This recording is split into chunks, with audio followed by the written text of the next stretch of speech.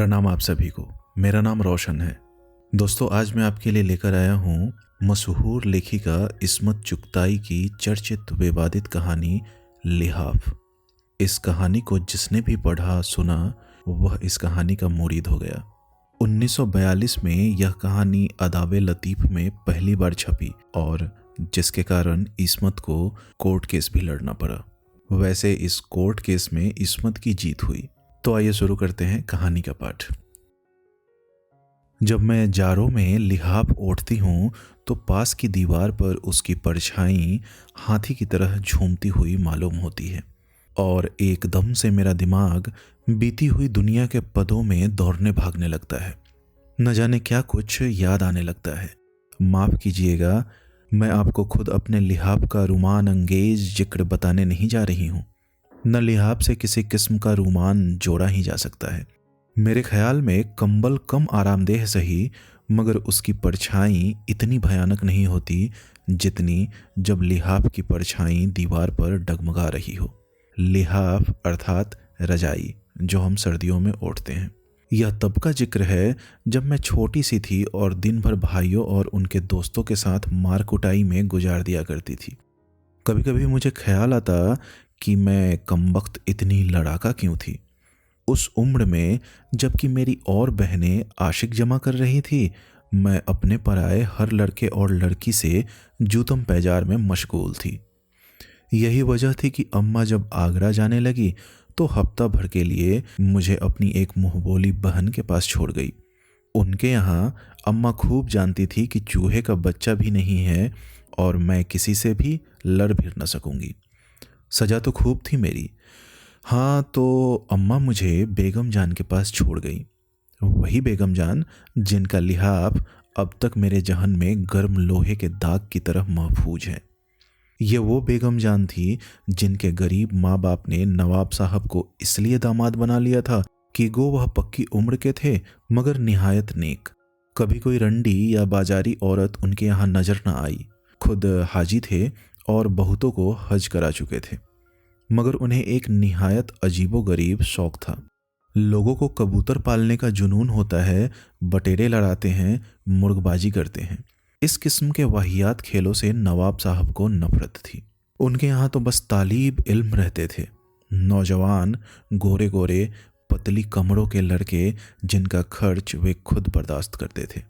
मगर बेगम जान से शादी करके तो वे उन्हें कुल साजो सामान के साथ ही घर में रखकर भूल गए और वह बेचारी दुबली पतली नाजुक सी बेगम तन्हाई के गम में घुलने लगी।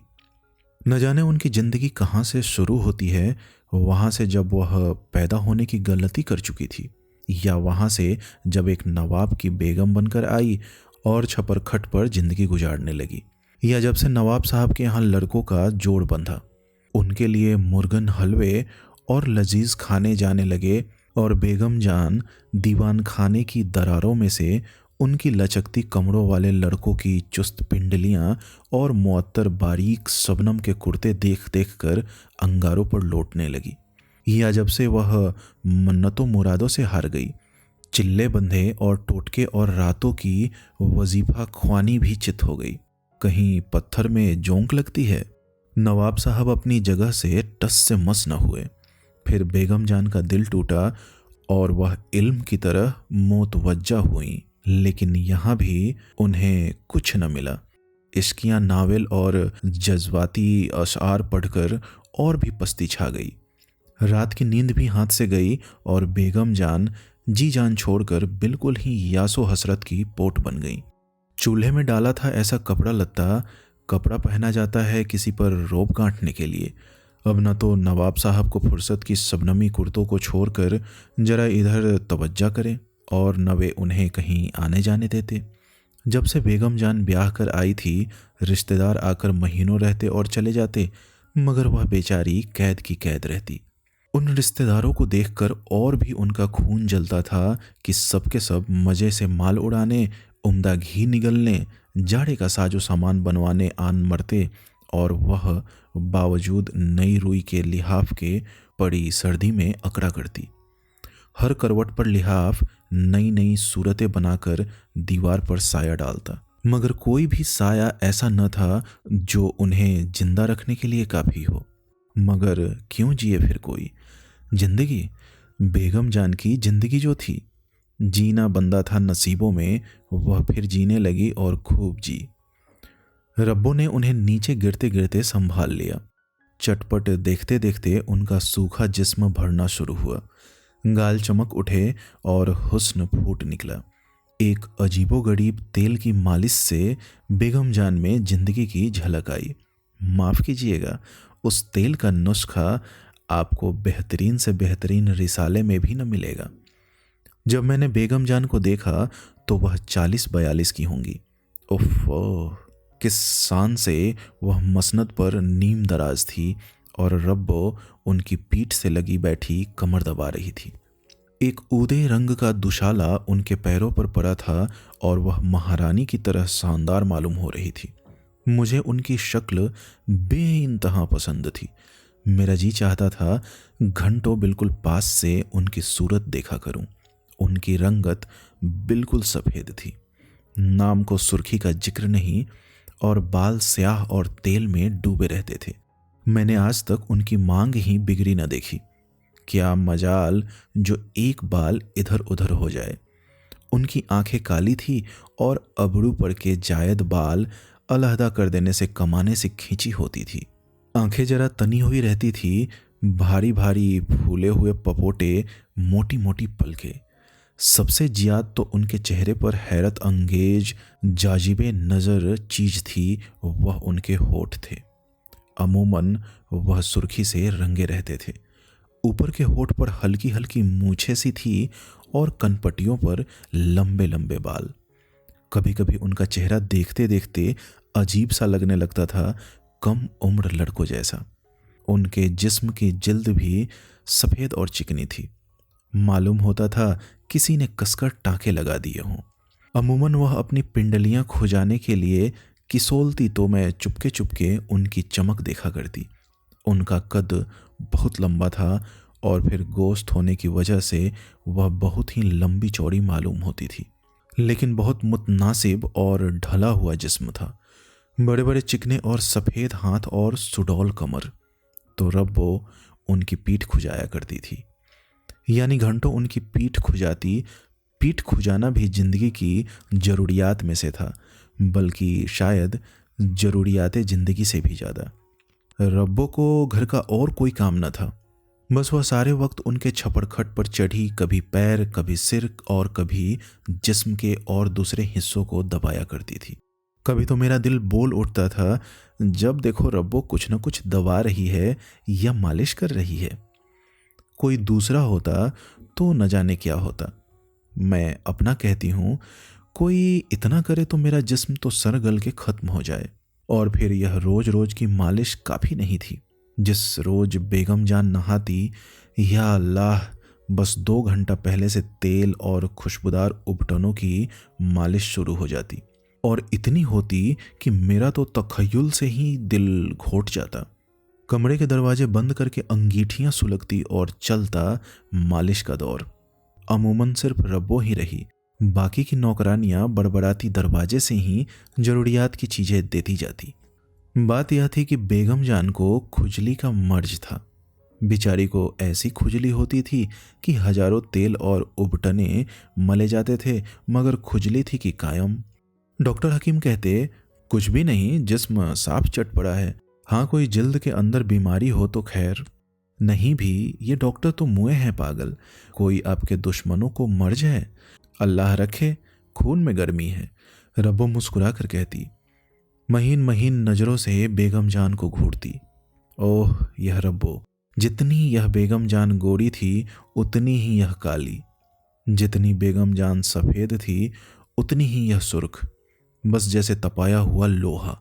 हल्के हल्के चेचक के दाग, गठा हुआ ठोस जिस्म, फुर्तीले छोटे छोटे हाथ, कसी हुई छोटी सी तोंद, बड़े बड़े फूले हुए होठ जो हमेशा नमी में डूबे रहते और जिस्म में से अजीब घबराने वाली बू के शरारे निकलते रहते थे।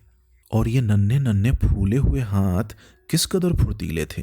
अभी कमर पर तो वह लीजिए फिसल कर गए कूल्हों पर, वहां से रपटे रानों पर और फिर दौड़े टखनों की तरफ। मैं तो जब कभी बेगम जान के पास बैठती यही देखती कि अब उसके हाथ कहाँ है और क्या कर रहे हैं।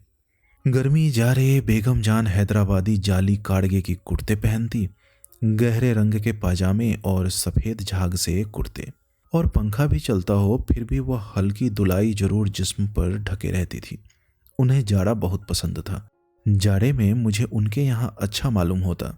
वह हिलती डुलती बहुत कम थी, कालीन पर लेटी है, पीठ खुज रही है, खुश्क मेवे चबा रही हैं और बस। रब्बों से दूसरी सारी नौकरानियां खाड़ खाती थी। चुड़ैल बेगम जान के साथ खाती, साथ उठती बैठती और माशाअल्लाह साथ ही सोती थी। रब्बो और बेगम जान आम जलसों और मजमुओं की दिलचस्प गुफ्तगू का मौजू थी। जहां उन दोनों का जिक्र आया और कह कहे उठे, लोग न जाने क्या क्या चुटकुले गरीब पर उड़ाते, मगर वह दुनिया में किसी से मिलती ही न थी। यहाँ तो बस वह थी और उनकी खुजली। मैंने कहा कि उस वक्त मैं काफ़ी छोटी थी और बेगम जान पर फिदा। वह भी मुझे बहुत प्यार करती थी। इत्तेफाक से अम्मा आगरे गई। उन्हें मालूम था कि अकेले घर में भाइयों से मारकुटाई होगी, मारी मारी फिरूंगी, इसलिए वह हफ्ता भर के लिए बेगम जान के पास छोड़ गई। मैं भी खुश और बेगम जान भी खुश। आखिर को अम्मा की भाभी बनी हुई थी। सवाल यह उठा कि मैं सोऊं कहाँ।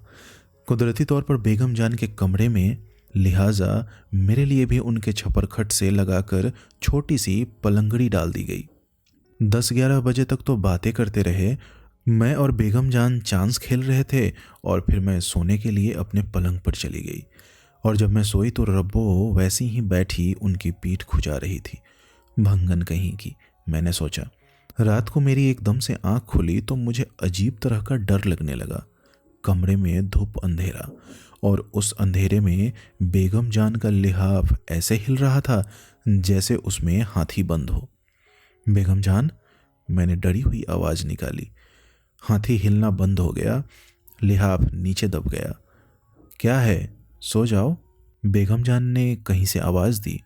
डर लग रहा है, मैंने चूहे की सी आवाज़ से कहा। सो जाओ, डर की क्या बात है, आयतल कुर्सी पढ़ लो। अच्छा। मैंने जल्दी जल्दी आयतल कुर्सी पढ़ी, मगर यालूम माँ बीन पर हर दफ़ा आकर अटक गई। हालांकि मुझे वक्त पूरी आयत याद है। तुम्हारे पास आ जाऊं बेगम जान? नहीं बेटी, सो रहो, जरा सख्ती से कहा।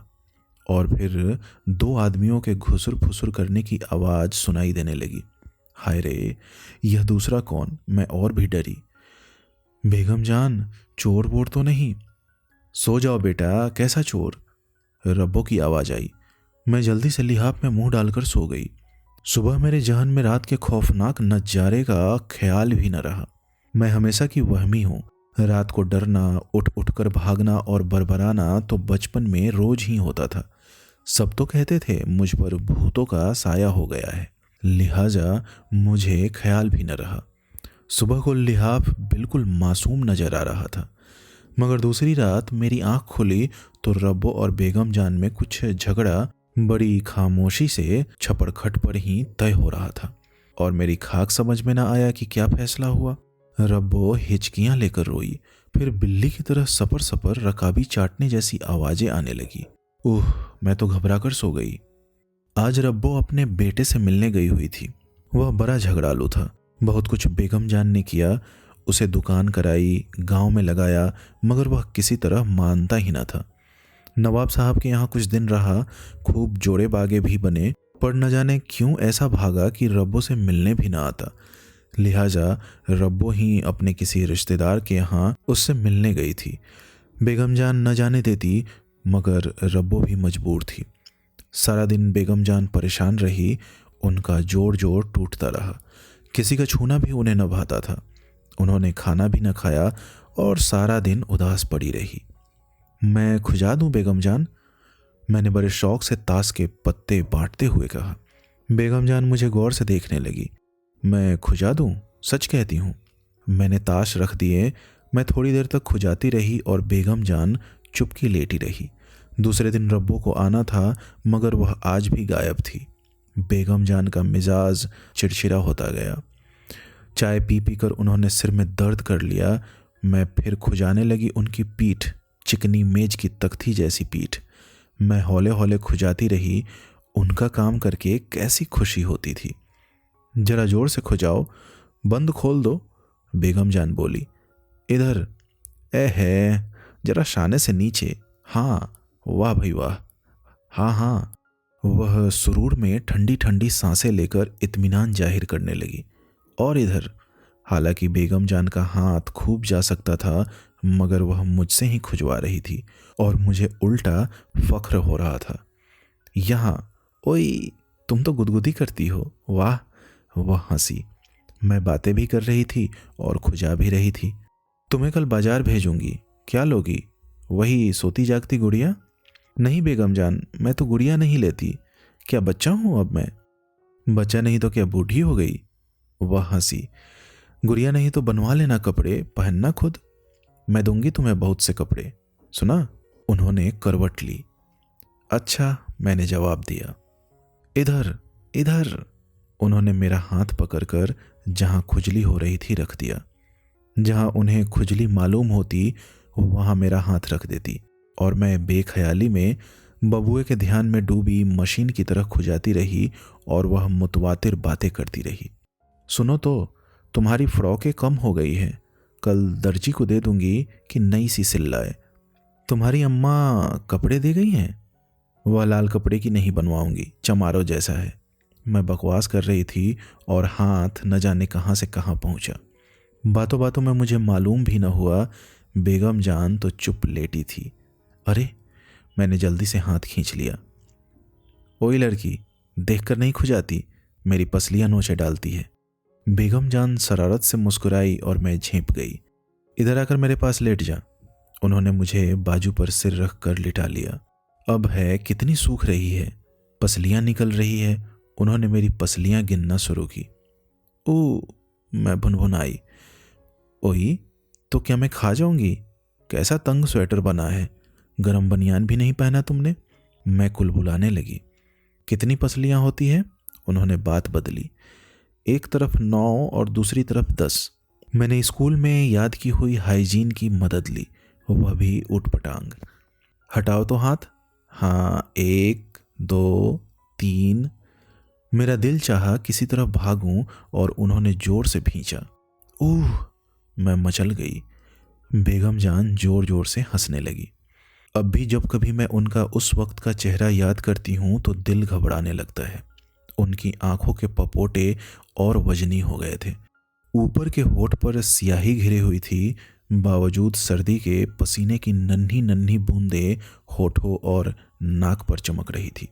उनके हाथ ठंडे थे, मगर नरम नरम, जैसे उन पर की खाल उतर गई हो। उन्होंने शॉल उतार दी थी और कारगे के महीन कुर्तों में उनका जिस्म आटे की लोई की तरह चमक रहा था। भारी जराऊं सोने के बटन गरिबान के एक तरफ झूल रहे थे। शाम हो गई थी और कमरे में अंधेरा धूप हो रहा था। मुझे एक नामालूम डर से दहशत सी होने लगी। बेगम जान की गहरी गहरी आंखें। मैं रोने लगी दिल में। वह मुझे एक मिट्टी के खिलौने की तरह भींच रही थी। उनके गरम गरम जिस्म से मेरा दिल बौलाने लगा था, मगर उन पर तो जैसे कोई भूतना सवार था और मेरे दिमाग का यह हाल कि न चीखा जाए और न रो सकूं। थोड़ी देर के बाद वह पस्त होकर निढाल लेट गई। उनका चेहरा फीका और बदरौनक हो गया और लंबी लंबी सांसें लेने लगी। मैं समझी कि अब मरी यह, और यहां से उठकर सरपट भागी बाहर। शुक्र है कि रब्बो रात को आ गई और मैं डरी हुई जल्दी से लिहाफ ओढ़ सो गई। मगर नींद कहाँ, चुप घंटों पड़ी रही। अम्मा किसी तरह आ ही नहीं रही थी। बेगम जान से मुझे ऐसा डर लगता था कि मैं सारा दिन मामाओं के पास बैठी रहती, मगर उनके कमरे में कदम रखते दम निकलता था। और कहती किससे, और कहती ही क्या कि बेगम जान से डर लगता है, तो यह बेगम जान मेरे ऊपर जान छिड़कती थी। आज रब्बों में और बेगम जान में फिर अनबन हो गई। मेरी किस्मत की खराबी कहिए या कुछ और, मुझे उन दोनों की अनबन से डर लगा, क्योंकि फौरन ही बेगम जान को ख्याल आया कि मैं बाहर सर्दी में घूम रही हूँ और मरूंगी निमोनिया में। लड़की, क्या मेरा सिर मुड़वाएगी? जो कुछ हो हवा गया और आफत आएगी। उन्होंने मुझे पास बिठा लिया। वह खुद मुंह हाथ सिलपची में धो रही थी। चाय तिपाई पर रखी थी। चाय तो बनाओ, एक प्याली मुझे भी देना। वह तौलिया से मुंह खुश्क करके बोली। मैं जरा कपड़े बदल लूं। वह कपड़े बदलती रही और मैं चाय पीती रही। बेगम जान नाइन से पीठ मलवाते वक्त अगर मुझे किसी काम से बुलाती तो मैं गर्दन मोड़े मोड़े जाती और वापस भाग आती। अब जो उन्होंने कपड़े बदले तो मेरा दिल उलटने लगा। मुंह मोड़े मैं चाय पीती रही। हाय अम्मा, मेरे दिल ने बेबसी से पुकारा। आखिर ऐसा मैं भाइयों से क्या लड़ती हूँ जो तुम मेरी मुसीबत। अम्मा को हमेशा से मेरा लड़कों के साथ खेलना नापसंद है। कहो भला, लड़के क्या शेर चीते हैं जो निगल जाएंगे उनकी लाडली को? और लड़के भी कौन, खुद भाई और दो चार सरे सराय जरा जरा से उनके दोस्त। मगर नहीं, वह तो औरत जात को 7 तालों में रखने की कायल, और यहाँ बेगम जान की वह दहशत कि दुनिया भर के गुंडों से नहीं। बस चलता तो उस वक्त सड़क पर भाग जाती, पर वहां न टिकती। मगर लाचार थी, मजबूरन कलेजे पर पत्थर रखे बैठी रही। कपड़े बदल 16 सिंगार हुए और गरम गरम खुशबुओं के अतर ने और भी उन्हें अंगार बना दिया। और वह चली मुझ पर लाड़ उतारने। घर जाऊंगी, मैं उनकी हर राय के जवाब में कही और रोने लगी। मेरे पास तो आओ, मैं तुम्हें बाजार ले चलूंगी, सुनो तो। मगर मैं खली की तरफ फैल गई। सारे खिलौने मिठाइयाँ एक तरफ और घर जाने की रट एक तरफ। वहाँ भैया मारेंगे चुड़ैल, उन्होंने प्यार से मुझे थप्पड़ लगाया। परे मारे भैया, मैंने दिल में सोचा और रूठी अकड़ी बैठी रही। कच्ची अमियाँ खट्टी होती है बेगम जान, जली कटी रब्बों ने राय दी। और फिर उसके बाद बेगम जान को दौरा पड़ गया। सोने का हार जो वह थोड़ी देर पहले मुझे पहना रही थी टुकड़े टुकड़े हो गए। महीन जाली का दुपट्टा तार तार, और वह मांग जो मैंने कभी बिगड़ी न देखी थी झाड़ झंखाड़ हो गई। ओह ओह ओह ओह, वह झटके ले लेकर चिल्लाने लगी। मैं रपटी बाहर। बड़े जतनों से बेगम जान को होश आया। जब मैं सोने के लिए कमरे में दबे पैर जाकर झांकी तो रब्बो उनकी कमर से लगी जिस्म दबा रही थी। जूती उतार दो, उसने उनकी पसलियां खुजाते हुए कहा, और मैं चूहिया की तरह लिहाफ में दुबक गई। सर सर फट खच। बेगम जान का लिहाफ अंधेरे में फिर हाथी की तरह झूम रहा था। अल्लाह, मैंने मरी हुई आवाज़ निकाली। लिहाफ में हाथी फुदका और बैठ गया। मैं भी चुप हो गई। हाथी ने फिर लोट मचाई। मेरा रोआं रोआं कांपा।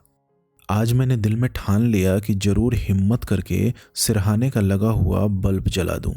हाथी फिर फड़फड़ा रहा था और जैसे उकड़ू बैठने की कोशिश कर रहा था।